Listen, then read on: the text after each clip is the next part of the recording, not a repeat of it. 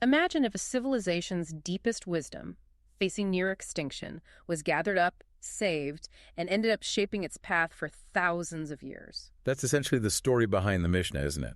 It captures something like 4 centuries of Jewish religious thought and life in ancient Palestine. It's an incredible story of preservation. Today, we're going to explore the heart of this foundational work using Herbert Danby's classic English translation as our guide. Right. And for anyone listening who wants to explore complex books like this more efficiently, check out our YouTube channel, Mindful Moments. It uses AI analysis to spark reflection and critical thinking. A great resource. Okay, so let's start at the beginning. Where did the Mishnah actually come from? Well, you have to picture the scene. As after 70 CE, the Second Temple in Jerusalem has been destroyed. A huge crisis. A turning point, for sure. Absolutely. So the rabbinic leaders realized they urgently needed to preserve the oral law, the traditions and interpretations passed down alongside the written Torah. They believed this oral law also came from Sinai, just like the Torah itself. So not written down before this. Primarily oral, yes. The belief was that both the written law, Torah, and the oral law were given together, divinely authoritative, and, crucially, didn't contradict each other. Okay. So, over about 130 years, culminating around 200 CE with Rabbi Judah Hanasi, this vast body of oral tradition was compiled, edited, and finally written down as the Mishnah. From memory to manuscript, then, how did they organize such a massive amount of information? It's actually very structured. They divided into 6 major sections called Sedrim, or orders. Think of them as broad categories covering Jewish law, all fundamentally linked back to the Pentateuch, the first 5 books of the Bible. Right. What's the first order? The first is Zerem, meaning seeds. It deals mainly with agricultural laws, tithes, offerings, prayers related to the land. You find tractates in there like Barakat on blessings and prayers, and Pei, which discusses leaving parts of the harvest for the poor. So very practical, day-to-day stuff grounded in religious obligation. Exactly. It gives you a real sense of their life and community values. What comes after seeds? Next is Mode, appointed times. This covers everything to do with the Sabbath, the festivals, fast days. Basically the rhythm of the Jewish calendar. Okay, the cycle of the year. Then comes Nashim, meaning women. This order addresses laws related to marriage, divorce, vows, and other aspects of family law. Covering key life stages and relationships. What about broader legal issues, like courts and disputes? That's the 4th order, Nezikin, or damages. It's a really substantial section. It covers civil and criminal law, how courts should function, property rights. Sounds like the legal backbone. It is. And interestingly, it also includes the famous tractate Avot, often called Ethics of the Fathers, which is full of wisdom sayings and ethical teachings. So ethics are right there alongside the legal rulings. Tractate Bava Kama on damages is also in this order. That integration of law and ethics is fascinating. What are the last 2 orders? The 5th is Kodashim, hallowed things. This focuses entirely on the temple, the sacrifices, the rituals, the sacred objects and procedures. But wait, the temple was destroyed before the Mishnah was finalized, right? Precisely. And that's one of the most remarkable things. They dedicated a huge amount of space to meticulously detailing temple rituals after it was gone. Tractates like Zebahim on animal sacrifices or Hulin on non-sacred slaughter preserve this knowledge. Why do that? Why preserve something that no longer existed in practice? It was a profound act of memory, I think. It kept the connection to their central religious site alive. It ensured the knowledge wasn't lost, perhaps even holding out hope for a future restoration. Plus, it gives us incredible insight into Jewish life and practices back when the temple did stand, which is invaluable for understanding the context of early Christianity, too. A living memory captured in text. And the final order. The last one is Toharot, purities. This deals with the complex laws of ritual purity and impurity, what makes a person or object ritually clean or unclean, and how to restore purity. An incredibly detailed system. How did people actually use and interpret this text over time? It doesn't sound like just a list of rules. No, definitely not. It was designed as a basis for discussion and legal reasoning. They used scriptural interpretation to connect its rulings back to the Torah. Very importantly, it often presents differing opinions from various rabbis side by side. So it records debates. Yes, it preserves minority opinions alongside majority ones.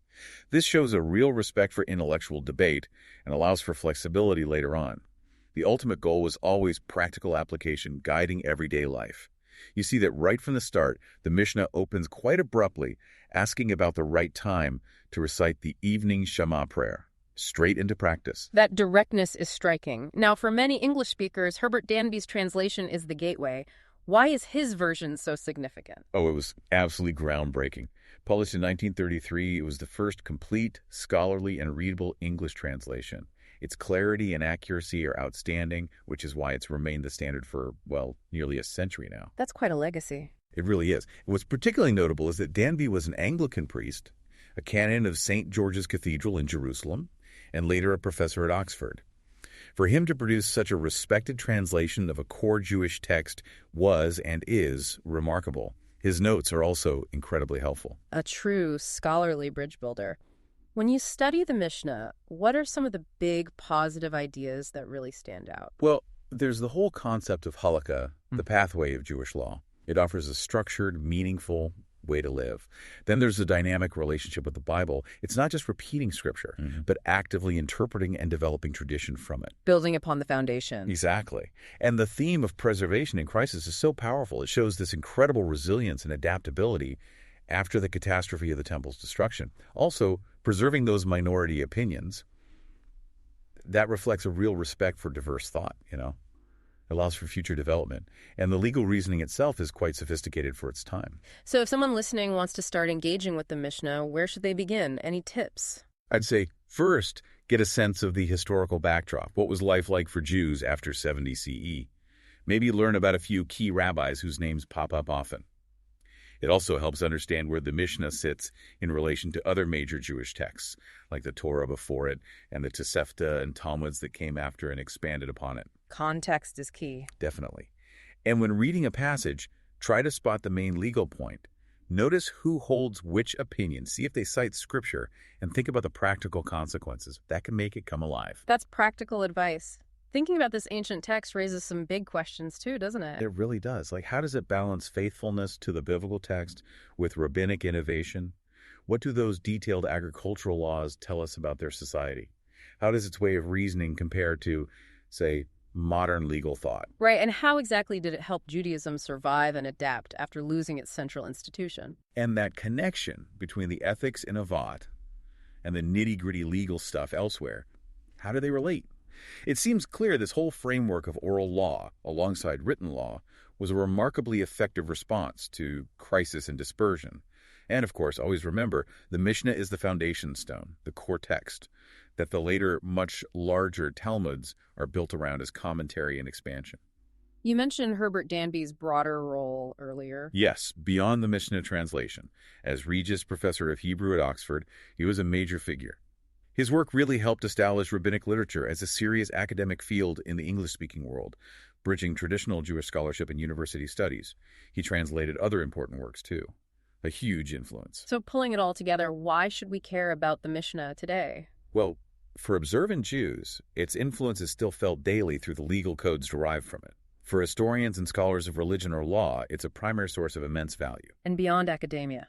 I think its method, carefully recording different viewpoints, showing respect for reasoned disagreement, that has a timeless relevance. It's a model for constructive debate, something we could certainly use more of today. That's a powerful point. The Mishnah really demonstrates the enduring impact of carefully preserved ideas. For more explorations like this one, remember to check out Mindful Moments on YouTube and our other podcasts. In summary, the Mishnah, made accessible through Danby's brilliant translation, is this incredible vessel carrying centuries of Jewish wisdom, law, and resilience. It truly shows how structured thought and tradition can navigate even the most profound historical shocks. A testament to adaptation and the power of interpretation. It leaves you wondering, what knowledge are we preserving today, and how will it shape the centuries to come? Okay, for you listening, please subscribe to our podcast so you catch every new exploration. Share this discussion if you found it valuable. We'll put a link to Danby's Mishnah translation in the show notes if you'd like to get a copy. And perhaps most importantly, keep questioning, keep thinking critically about the world and the information you encounter. Until next time.